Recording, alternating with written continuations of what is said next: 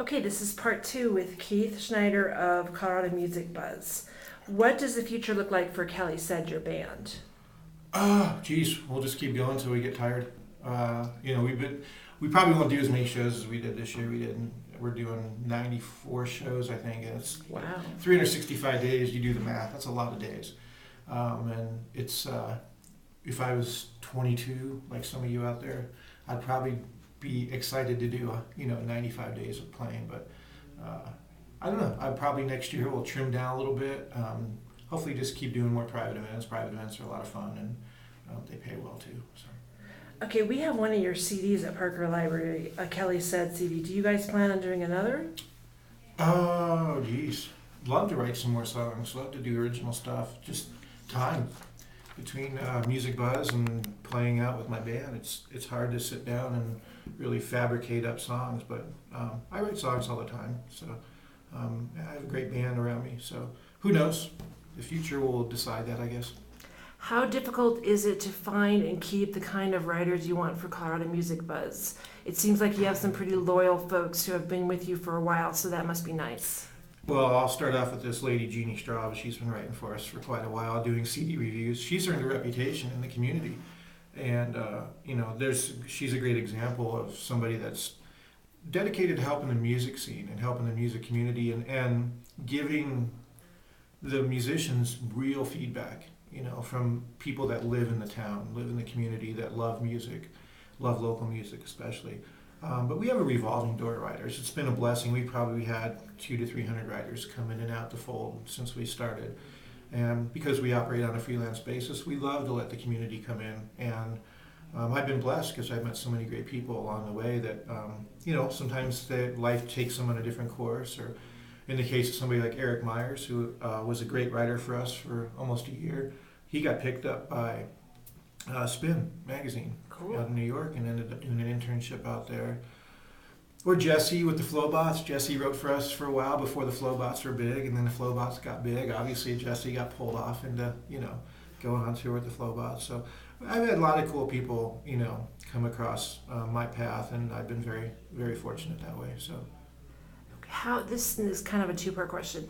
How do you most often find out about new music? Is radio dying? What's the next big thing in music to replace radio? What are the trends to watch? I think it's pretty simple. I think the one thing bands will always have and always be able to hold on to is live performance, live show.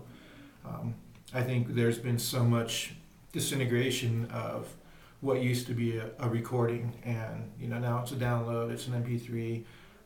I can pull up on my Droid, 3 million songs I can download for free now. I mean, what does that do to the market? I think where bands and artists really have a stranglehold on the market is live. And I think that's going to become bigger and bigger. I think people still want to go to live shows. And, when you go to Red Rocks with 9,000 other people, you all have something in common. You're all there to see that artist, and it becomes a family atmosphere right off the bat. You sit down next to somebody, and you're friends automatically. But it's because you're there to see that live band.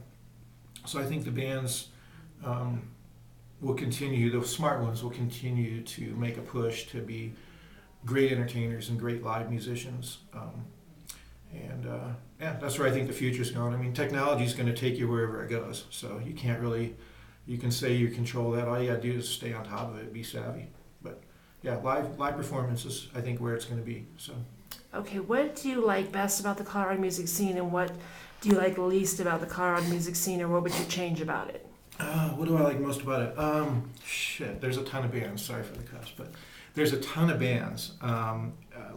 In some ways, too many. But for the size of this town, size of the Front Range, you have 300 bands up in Fort Collins and Greeley in northern Colorado, and you have literally 1,500 bands between the Springs and Denver that are active. That's a lot of musicians for the size of this town. So, and there's a lot of venues too. So, this is a very unique city compared to other cities, and I've been to quite a few other cities around the nation and checked out their music scene. So, Denver's fortunate in that way. I think the only thing I'd like to see more of is the venues doing more for the bands. I think the venues seem to have kind of a controlling situation with the bands where they need to work better together. I think it would be great to see the venues work better with the bands, and the bands work better with the venues. Show some loyalty.